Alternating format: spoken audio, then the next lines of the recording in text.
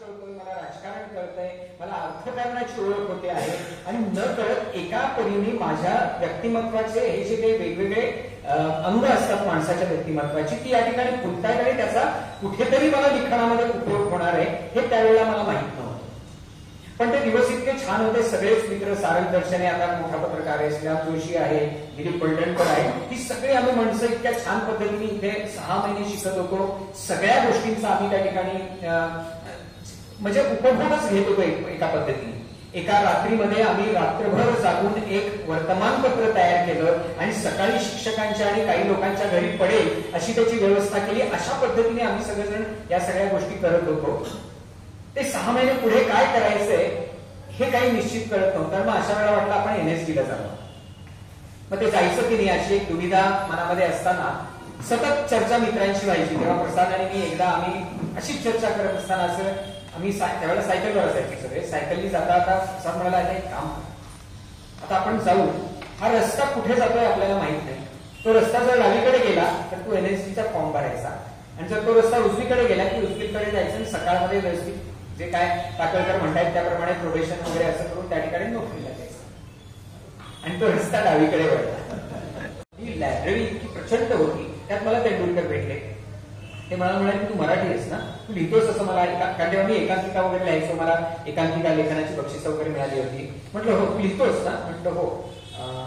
लायब्ररीमध्ये 3 कपाट आहेत, 2 कपाट आहेत ज्याच्यामध्ये how to write a play असे या विषयाची. हो म्हटलं मी पाहिलंय ते कपाट, पण अजून आम्हाला हे मिळालेलं नाही, काय मेंबरशिप लायब्ररीची मिळालेली नाहीये. ती 2-3 दिवसात आता मिळेल आमच्या याची. आणि ती 3 वर्षात त्या कपाटाकडे बघायचं सुद्धा नाही जर तुला खरंच नाटक लिहायचं असेल. नाटक कसं लिहायचं त्यावरचं पुस्तक वाचायचं नाही जर तुला नाटक लिहायचं असेल. आणि मी अगदी श्रद्धेने ते पाळलं आणि त्या कपाटाकडे कधीच पाहिलं नाही आणि मी खरंच नाटक लिहायला लागलो. मुंबईला आलो तेव्हा मी ऍक्टर म्हणून माझं सगळं स्ट्रगल चालू होतं. मी चाणक्य नावाच्या मालिकेत काम केलं, त्याच्यानंतर वेगवेगळ्या मालिकांमध्ये मी काम करत होतो. आणि एक दिवस शिवाजी मंदिरमध्ये उभा असताना सुधीर भट नावाचे एक निर्माते त्या ठिकाणी उभे होते. अरुण नलावडे उभे होते. अरुण नलावडेंच्याकडे मी ते सिरियल करत होते म्हणून अभिनयासाठी गेलो होतो. ते दोघं उभे असताना त्यांनी ओळख करून दिली NSD आणि हा लिहितो सुद्धा. ते सुधीर भट मला म्हणे कॉमेडी लिहून देतोस का, म्हटलं प्रयत्न करतो. नाही प्रयत्न नाही, मला अशोक सराफसाठी एक कॉमेडी करायची आणि मला 15 दिवसाच्या आत त्याला ते वाचून दाखवायचंय. खूप नाटककारांची नाटकं मी त्याला दिली, त्याला नाटक आवडलेलं नाही. 8 दिवसात मला लिहून देत असतील तर बघ.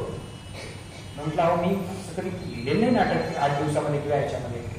पण म्हटलं मी जॉर्ज फ्रेगो नावाच्या एका फ्रेंच माणसाची सेक्स कॉमेडी वाचली. या ठिकाणी सेक्स कॉमेडी हा अत्यंत नॉर्मल प्रकार आहे. तर मला नेहमी ती वाचताना असं वाटत होतं की याचं एक छान कौटुंबिक नाटक होऊ शकतं. त्यातलं ते सगळं सेक्स आणि या सगळ्या बाबत पसारा बाजूला केला. उभ्यावर मी त्यांना गोष्ट सांगितली की डबल रोल असतो त्या माणसाचा. तर ठीक आहे 8 दिवसात घेऊन ये. माझं असं झालं की अरे पण उभीच त्याला सांगितलं 8 दिवसामध्ये आता आपण काय आपल्याला अनुभव नाही. बरं ते मूळ नाटकही माझ्याजवळ नव्हतं. पण मग असंही काही काम नव्हतं त्यावेळेला. मी पेइंग गेस्ट म्हणून दादरमध्ये एका चाळीमध्ये राहत होतो. म्हटलं चालेल आपण लिहायचा प्रयत्न करू. आणि मी लिहायला सुरुवात केली. तसं तसं त्या नाटकातल्या गमती मला आठवत गेल्या, तर प्लॉट मला आठवला, काही पात्र त्यातली आठवली, काही मी निर्माण केली नाही. असं करत करत 8व्या दिवशी मी ते नाटक पूर्ण केलं आणि अरुण नलावडेंना दिलं. त्यांनी ते वाचलं. अशोक सराफला फोन केला आणि वाचन ठरलं. अशोक सराफनी जवळजवळ 10 ते 12 ज्येष्ठ नाटककारांची नाटकं नाकारली असल्यामुळे त्याला सांगितलं गेलं की NSDतनं एक जण आलेला आहे वगैरे. त्यामुळे त्याची अपेक्षा खूप वेगळी होती. आणि त्यावेळेला मी खूप लहान दिसायचो, म्हणजे अगदीच 23-24 वर्षाचा होतो. आणि अशोक सराफना माझी ओळख करून दिली. गाडीतून उतरले आणि दिनानाथच्या हॉलमध्ये आले. हा लेखक याचं नाटक वाचायचं हो चला असं म्हणून त्यांनी तिथेच झेड काढलं. झालं ना. पण ते नाटक अरुण नलावडे वाचणार होते. आणि अरुण नलावडेचं एक वैशिष्ट्य असं आहे की ते नाटक उत्तम वाचतात. कुठलंही वाईट नाटक सुद्धा आपल्याला ऐकताना चांगलं वाटावं इतपत त्यांचं ते वाचन खूप छान असतं. अशोक सराफांनी नाटक ऐकायला सुरुवात केली. ते अत्यंत गंभीर प्रवृत्तीचे होते. मला आजही आठवतं मी खूप अस्वस्थ होतो, कारण मला हे कळत नव्हतं की काय होणार आहे किंवा काय चाललंय, की म्हणजे आपण नेमकं काय करतोय. या सगळ्या गोष्टीचा हे होत असताना अचानक एक वाक्य आलं वाक्य असं होतं की अरे ती म्हणजे एक बाई असते ती प्रेमपत्र लिहिते, यांना असं वाटतं की हे त्यांना लिहिलेलं आहे वगैरे, असं कन्फ्युजन असतं. आणि टोटल अरे ती कशी का असे ना, अरे कशी का असे ना आपल्याला एक बायको आहे, असं ते आपल्या बायकोबद्दल म्हणतात की अरे कशी का असे ना आपल्याला एक बायको आहे. आणि तो काय नाही म्हणजे ती परिस्थिती कशी का असे ना आपल्याला एक बायको आहे असं म्हटलं. अशोक सर माझ्याकडे पाहिलं आणि नुसतं मला अशी खून केली चांगल्या. आणि तिथून पुढे ते नाटक त्यांना आवडत गेलं आणि नंतर मग त्यांनी त्याचे प्रयोग केले आणि त्याचे 500 जवळजवळ प्रयोग झाले. आणि पहिल्यांदा माझ्यावरती एक फोकस असा आला की कुणीतरी एक नवीन मुलगा आलेला आहे NSDचा आणि तो नाटक लिहिले आणि ते अशोक सर आपला आवडतो. सुरूच्या झाडासारखी असतात, सरळ सोट वाढ, आणि काही वडासारखी असतात की आपल्या वेगवेगळ्या शाखा प्रशाखांमध्ये वाढत जातात. तू असं समज की तू वडाच्या झाडासारखा आहेस, तू वेगवेगळ्या शाखा प्रशाखामधून विस्तारत जाण्याचा प्रयत्न. आणि मग माझ्यामधला हे कन्फ्युजन दूर झालं. त्या काळात लेखनाच्या बाबतीमध्ये एक वेगळं संभ्रम आमच्या मनामध्ये होता. म्हणजे हे जेव्हा माझं नाटक हसत खेळत नावाचं नाटक जेव्हा जाहीर अनाऊन्स झालं अशोक सरांचं, तेव्हा माझा एक प्रायोगिक नाटकात काम करणारा मित्र म्हणाला, तू ते शिवाजी मंदिर नाटक केलंयस. मी म्हटलं अरे NSD मध्ये मी 3 वर्ष काढली, मला वैद्यन रंगमंच, हा रंगमंच, नो थिएटर हे सगळं आहे, पण शिवाजी मंदिर थिएटर हे कधी मी ऐकलं नाही. नाही म्हणजे ते तू शिवाजी मंदिर. आणि मग माझ्या असं लक्षात आलं की तिथे सुद्धा उच्च नीचता आहे. प्रायोगिक नाटक करणं हे अतिशय पवित्र आहे, व्यावसायिक रंगभूमीवरती काम करणं म्हणजे कुठेतरी दुय्यम दर्जाचं आहे. आणि त्याचबरोबर व्यावसायिक रंगभूमीवरती NSDचा एक माणूस म्हणून काम करतो म्हणजे तर अगदीच काहीतरी तो घोडचूक करतोय अशा पद्धतीचा तो भाग होता. पण तेव्हाही माझा एक किस्सा माझ्या डोळ्यासमोर येतो. आम्ही NSD मध्ये असताना मैसूरला गेलो होतो. BV कारंत नावाचे तिकडचे फार श्रेष्ठ दिग्दर्शक, त्यांच्याकडे काम करायला आम्ही गेलो होतो आणि त्यांनी आम्हाला तंबू थिएटर मधलं एक नाटक पाहायला नेलं होतं. अगदी ते तंबू टाकला होता, अख्ख महादेवींच्या वरचं नाटक, श्रेष्ठ संत कवयित्री. त्याच्यामध्ये पुठ्याचा प्लायवूडचा हत्ती आला, वरती अशा पाईप लावल्या होत्या, त्याला भोकं होती, त्यांनी नळ सुरू करून पाऊस पडला. आम्ही खूप हसलो कारण आम्ही NSDचे ना, त्यामुळे सेकंड इयर, त्यामुळे तेव्हा जरा शिंग असतात म्हणजे ती 3ऱ्या वर्षानंतर ती कळतं रियालिटी काय ते. पण त्यामुळे आम्ही खूप हसलो त्यांना. सर बघत होते. जेवताना रात्री ते फक्त एकच गोष्ट म्हणाले, हसने का नाही, बात करने का अपना अपना तरीका. तर नातेसंबंधांचा बळी देत देत आपल्याला काहीतरी हवं आहे ते मिळवण्याचा प्रयत्न करणारा माणूस, आणि हे योग्य की अयोग्य आहे ते मिळाल्यानंतर आपल्याला काय मिळालं आणि आपण काय गमावलं याचा हिशोब मांडणारा माणूस, हा संभ्रम पुढची अनेक शतकं राहणार आहे. जेव्हा माणूस आपली जागा सोडून काहीतरी करण्यासाठी पलीकडे जायचा प्रयत्न करेल, काहीतरी करण्यासाठी आपल्या आजूबाजूला जे काही आहे त्याचा बळी द्यायचा विचार करेल, तेव्हा तेव्हा हे नाटक करावं असं वाटेल. आणि त्यामुळे माझ्या मनातल्या लेखकाचा समकालीन असण्याचा नसण्याचा गुंता जो आहे तो स्पष्टपणे निघून गेला आणि मी लिहू लागलो. मी वेगवेगळ्या प्रकारची नाटकं लिहिली. दरम्यानच्या काळामध्ये आपल्याकडे आला होता टेलिव्हिजन. म्हणजे आपल्याला असं वाटलं होतं कोपऱ्यात ठेवू आपण टेलिव्हिजनला, परंतु कोपऱ्यासाठी ठेवण्यात आलेल्या या माध्यमांनी आपल्या मनाचा कोपरा कधी व्यापून टाकला हे आपल्याला कळलंच. आपल्या महत्वाकांक्षा, आपली स्वप्न, रहनसहन, स्टाईल सगळं तो ठरवायला लागला.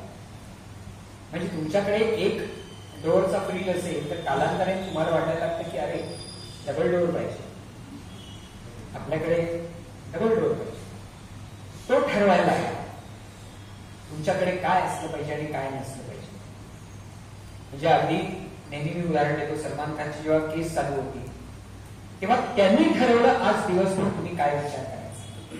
सकाळपासून अगदी सलमान खान निघाला अरे त्यांनी अमुक टी शर्ट घातलाय, त्यांनी अमुक ब्रेकफास्ट केला, तो आता पोचला, मग तिथे काय झालं, दिवसभराचा टेलिव्हिजन आला आणि तो ठरवायला लागला. आणि त्या ठिकाणी महत्वाचं झालं मार्केट.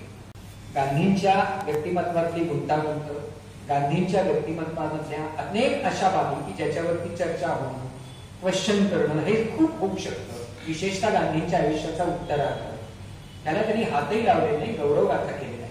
त्यामुळे आम्ही स्पष्टपणे ठरवलं की आपल्याला गौरवगाथा करायची आहे चित्रपट पाहून बाहेर पडत असताना माणसाच्या मनामध्ये मराठी संगीत रंगभूमीच्या इतिहासाबद्दल आदर आणि अभिमान निर्माण झाला पाहिजे आणि गंधर्वांच्या संपूर्ण आयुष्याकडे पाहून डोळ्यातले पाणी आले. आम्ही त्या पद्धतीने सिनेमाचं शूटिंग सुरू केलं, सगळं झालं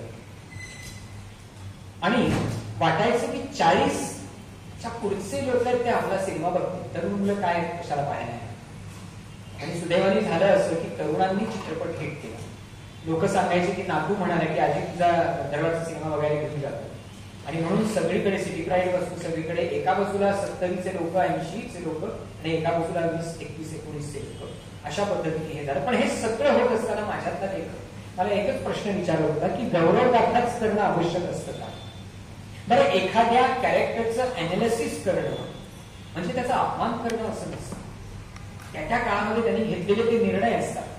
त्याचं आपण आज काय म्हणजे आज अनेक लोकांना हे इंडियन पिनल कोडचं कल्प सांगतो, त्या रामायणातल्या लोकांच्या हे करायला हे कलम लागलं असतं, ते कलम लागलं असतं वगैरे.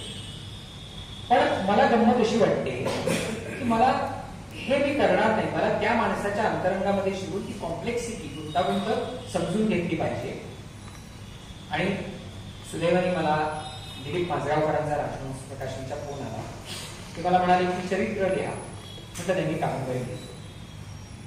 ते थोडेसे त्याला अस्वस्थ झाले, कारण शक्यतो नाटककारांनी कादंबरीकडे वळू नये असं त्यांचं अनुभवाने झालेलं मत होतं. त्यांच्याकडे ज्या नाटककारांनी कादंबऱ्या लिहिल्या त्यांना नाटकाचे विषय सोडाच, पण नाटकाची नावही सुचली नाही. म्हणून मग कादंबरी 1, कादंबरी 2 असं. त्यामुळे ते म्हणाले तुम्ही कादंबरी नका, चरित्र द्या. म्हटलं मी लिहितो, प्रयत्न करतो. मग विनयात एक खडके सोडवले, त्यामुळे करू देणं प्रयत्न. आणि मग मी कादंबरी लिहायला सुरुवात केली. पहिली 25-30 पानं पाठवल्यावर ते म्हणे नका हो, याकडे नका वळू, तुमचं नाटक हे आहे. पण विनयाताईंनी माझ्याजवळ बसून मला कादंबरी, आणि मी कादंबऱ्या खूप वाचल्या. कादंबऱ्या मला प्रचंड वाचनाची आवड होती. आणि मग हळूहळू मला तो सूट सापडत गेला. आणि गंधर्व आणि गोहर या दोघांच्या अत्यंत विचित्र अशा सहजीवनाच्या बद्दलचा जेव्हा मी चॅप्टर पूर्ण केला तेव्हा त्यांचा मला मेसेज आला, अत्यंत अवघड घाटातून तुम्ही गाडी सफाईने बाहेर काढली. पुस्तकं माझ्या आयुष्यात आली. सायमल्टेनियसली अभिनय चालू होता, दिग्दर्शनाची कामं चालू होती. पण आज मुळात फोकस आपण लेखनावर करत असल्यामुळे लेखनाचा एक मोठा लेखनाकडे तो प्रवास होऊ लागला. मधल्या काळामध्ये एक फार मोठी घुसळण झाली, त्याबद्दलही बोलणं अत्यंत आवश्यक आहे. ध्रुवीकरण समाजामध्ये फार मोठ्या प्रमाणामध्ये झालं. तुम्ही इकडचे की तिकडचे, आणि आयदर तुम्ही इकडचे असा किंवा तिकडचे असा. जर तुम्ही आमच्याकडचे नसाल तर आम्ही तुम्हाला तिकडचे ठरवू आणि तुमच्यावरती शिक्का मारू. आणि हे शिक्के इतके व्हायला लागले की तुम्ही इकडचे की तिकडचे या वादामध्ये आमचे लेखकही त्या दडपणाला बळी पडले. आणि हे दडपण रशियन राज्यक्रांतीपासून आपल्यावरती आणि एकूणच जगावरती आहे. पण मला असं वाटतं साहित्य हे कुठल्याही गोष्टीचं साधन असू शकत नाही, तेच साध्य आहे. ज्यांना ज्यांना साहित्य साधन म्हणून वापरायचं असेल त्यांनी ते नक्की वापरावं, मुभा आहे. परंतु साहित्य हे साधन असू शकत नाही, तर ते जग आणि जगणं समजून घेण्याचा एक फार मोठा भाग असू शकतो.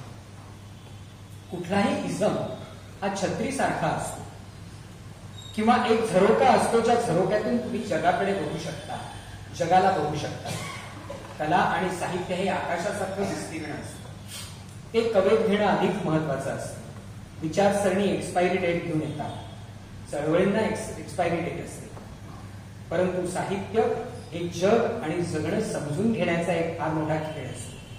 आणि हा खेळ खेळणं, त्याचं कुतूहल एकदा तुमच्या मनामध्ये निर्माण झालं, तो एक आनंद तुम्हाला वाटायला लागला, त्याच्यात मजा वाटायला लागली की तुम्ही लेखन एन्जॉय करू शकता.